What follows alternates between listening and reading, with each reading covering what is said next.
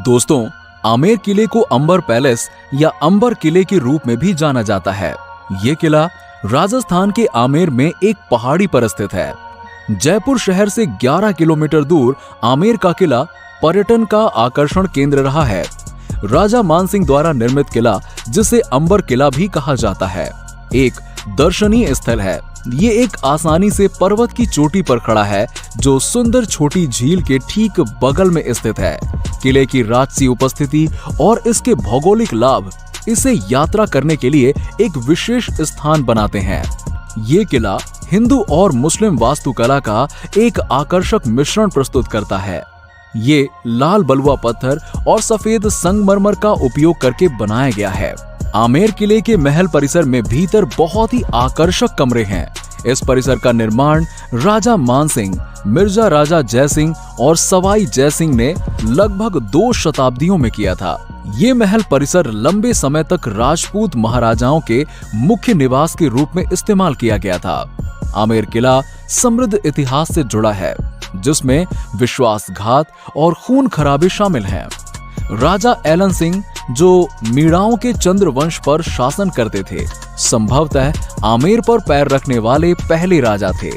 उसने पहाड़ी के ऊपर अपना महल स्थापित किया, जिसे वर्तमान समय में आमेर किला नाम से संबोधित किया जाता है। उन्होंने नए शहर में अपने सिद्धांतों पर शासन करना शुरू कर दिया और अपने शहर का नाम होंगोग रखा। एक दिन एक बच्चे के साथ एक बूढ़ी औरत राजा एलन सिंह के पास पहुंची। उसने अपने राज्य में शरण मांगी। राजा ने उन्हें खुले दिल से लिया और यहाँ तक कि उस बच्चे को भी उठाया, जिसका नाम ढोला राय था। ढोला राय को मीणा साम्राज्य की विरासत का प्रसार करने के लिए दिल्ली भेजा गया। अपने राजा के आदेशों का पालन करने के बजाय ढोला राय अपनी खुद की एक छोटी सेना के साथ वापस आया, जिसमें राजपूत शामिल थे। राजपूतों ने फिर बिना किसी दया संकेत के मीणाओं के समूह से संबंधित सभी लोगों को मार डाला। ऐसा करना बेहद ही शर्मनाक था। जब लोगों को इस बारे में पता चला तो उन्होंने इस घटना की काफी निंदा की और उन्होंने ये भी कहा कि ये एक बहुत ही बड़ा विश्वासघात है। ऐसा कहा जाता है कि हत्याकांड दिवाली के दिन हुआ था, जब मीणा एक विशेष अनुष्ठान कर रहे थे, जिसे पितृ तर्पण के नाम से जाना जाता है। पितृ तर्पण करते समय मीणाओं में प्रथा थी कि वो अपने साथ हथियार नहीं रखते थे। ढोला राय ने इस स्थिति का फायदा उठाया और उन पर हमला करके उन्हें जान से मार डाला। इसके साथ ही साथ जो लोग भी उनके हित में थे, उन्हें भी नहीं छोड़ा गया और एक एक को चुन चुन कर मार दिया गया और उसने होंगोन को अपना बना लिया। उनके इस कृत्य को कायरतापूर्ण और तुच्छ माना जाता था।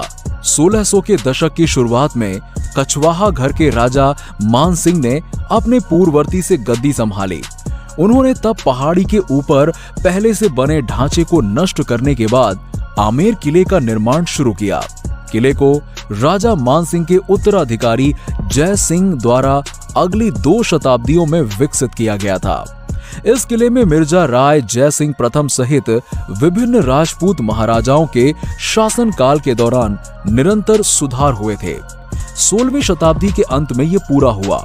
1727 में राजपूत के महाराजाओं ने अपनी राजधानी को आमेर से जयपुर स्थानांतरित करने का फैसला किया, जिसके बाद किले की स्थिति में कोई और बदलाव नहीं हुआ। अंबर किले का निर्माण 1592 में शुरू किया गया था। इसे कई शासकों द्वारा नियमित अंतराल पर पुनः बनवाया गया। ये सिलसिला 1600 के अंत तक जारी रहा। किले का निर्माण ज्यादातर लाल बलुआ पत्थर और सफेद संगमरमर का उपयोग करके किया गया था। हालांकि मूल रूप से ये किला राजपूत महिलाओं के द्वारा मुख्य निवास के रूप में रहा। इसीलिए इसके बाद के संशोधनों में किले को जानबूझकर एक भव्य महल की तरह बनाया गया। एक और महल भी है, जिसका निर्माण आमेर किले के निर्माण से पहले किया गया था। पुराना महल किले के पीछे एक घाटी पर स्थित है। ये महल भारत के सबसे पुराने महलों में से एक है। 4 अलग अलग खंड किले या महल बनवाने के लिए गठबंधन करते हैं। प्रत्येक खंड का अपना द्वार और आंगन है। पहला द्वार, जो मुख्य द्वार भी है, सूरजपोल या सूर्य द्वार कहा जाता है। गेट का मुख्य पूर्व की ओर है, जो हर सुबह सूर्योदय का साक्षी होता है और इसीलिए ये नाम है। ये द्वार जलेबी चौक नाम के पहले प्रांगण की ओर जाता है। जब उस स्थान पर राजपूतों का शासन था, तब भी सैनिक इस विशाल प्रांगण में अपनी जीत का जश्न मनाते थे। ये एक दृश्य जनता के लिए उपहार के समान था और अक्सर महिलाओं द्वारा खिड़कियों के माध्यम से देखा जाता था, क्योंकि शाही गणमान्य व्यक्ति सूर्य द्वार से प्रवेश करते थे। इसीलिए इस स्थान पर भारी सुरक्षा थी। किला परिसर के सामने का आंगन शानदार दीवाने आम के खंबे वाले हॉल और गणेश पोल के 2 स्तरीय चित्रित द्वार से सुशोभित है। आमेर किले का प्रवेश द्वार दिले आमार गार्डन से है, जिसे पारंपरिक मुगल शैली में बनाया गया है। सीढ़ियों की एक प्रभावशाली उड़ान दीवाने आम तक ले जाती है, जिसमें जालीदार गैलरी और स्तंभों की दोहरी पंक्ति होती है, जिनमें से प्रत्येक शीर्ष पर हाथियों के आकार की राजधानी होती है। ये हॉल दूसरे आंगन में रखा गया है। दाईं ओर वो कदम है जो शिला देवी के एक छोटे से मंदिर तक जाते हैं। मंदिर में चांदी से बने विशाल दरवाजे हैं। तीसरे आंगन में 2 शानदार इमारतें हैं। इमारतें एक दूसरे के विपरीत स्थित हैं। बाईं ओर सुंदर जय मंदिर, जिसे शीश महल भी कहा जाता है। जैसे कि नाम से पता चलता है, जय मंदिर का इस्तेमाल जीत का जश्न मनाने के लिए किया जाता था। अन्य समारोह भी इस इमारत में आयोजित किए गए थे। जय मंदिर के सामने की इमारत को सुख महल कहा जाता है। इस स्थान का उपयोग शाही परिवार द्वारा किया जाता था। जब भी उन्हें ऐसा लगता था कि उन्हें अकेले कुछ समय बिताना है या आराम करना है, इस आंगन के दक्षिणी क्षेत्र की ओर राजा मानसिंह प्रथम द्वारा निर्मित प्रसिद्ध महल स्थित है। ये पूरे किले की सबसे पुरानी संरचना है, क्योंकि ये आज भी खड़ा है। इस महल से निकलने का रास्ता सीधे आमेर शहर तक जाता है। चौथा आंगन भी दिलचस्प है। महल के इस हिस्से में मालकिन सहित शाही महिलाएं रहती थीं। वो सामूहिक रूप से जनाना के रूप में जाना जाता था। यहाँ तक कि रानी और रानी माँ भी इसी हिस्से में रहती थीं। राजमहल का ये भाग बेहद निर्जन था, क्योंकि राजा किसी की ओर ध्यान दिए बिना रानियों से मिलने जाते थे। किले की स्थापत्य शैली मुगल और राजपूत वास्तुकला का मिश्रण है। किले के भीतर इस शैली का सबसे अच्छा उदाहरण गणेश पोल है। मिर्जा राजा जयसिंह, जिन्होंने 1621 से 1627 तक गणेश पोल के निर्माण में महत्वपूर्ण भूमिका निभाई थी।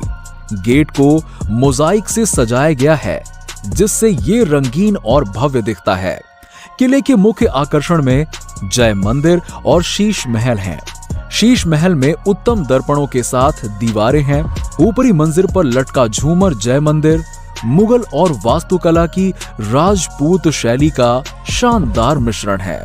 ये स्पष्ट रूप से नक्काशीदार जली स्क्रीन और प्लास्टर के काम से स्पष्ट है।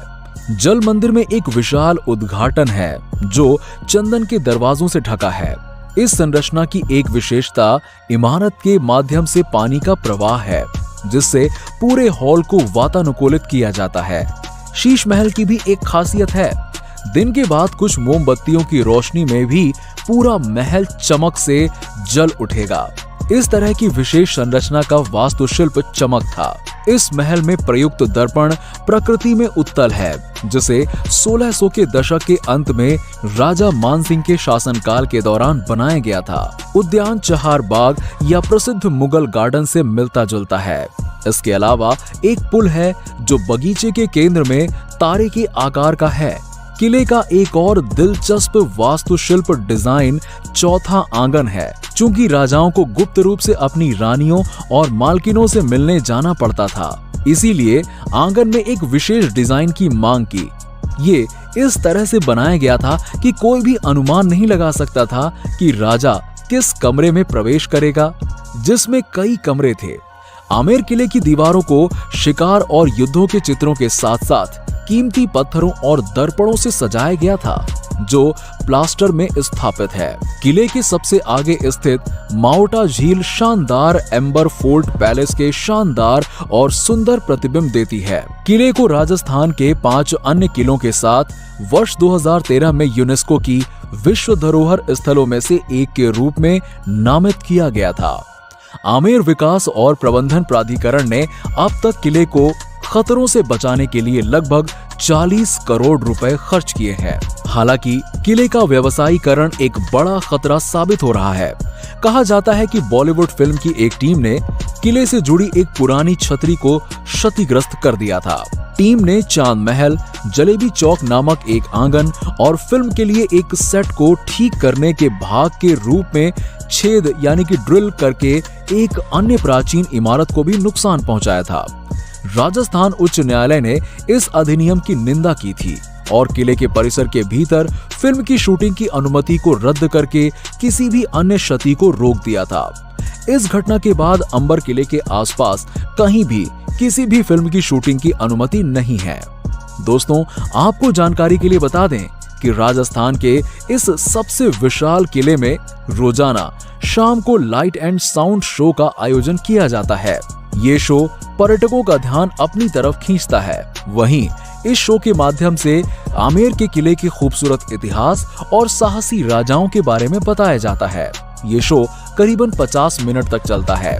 आपको बता दें कि इस शो को बॉलीवुड के महानायक अमिताभ बच्चन ने अपनी आवाज दी है। पर्यटकों को इस शो को देखने के लिए अलग से टिकट लेनी पड़ती है। उम्मीद है दोस्तों कि आपको ये वीडियो अच्छा लगा होगा।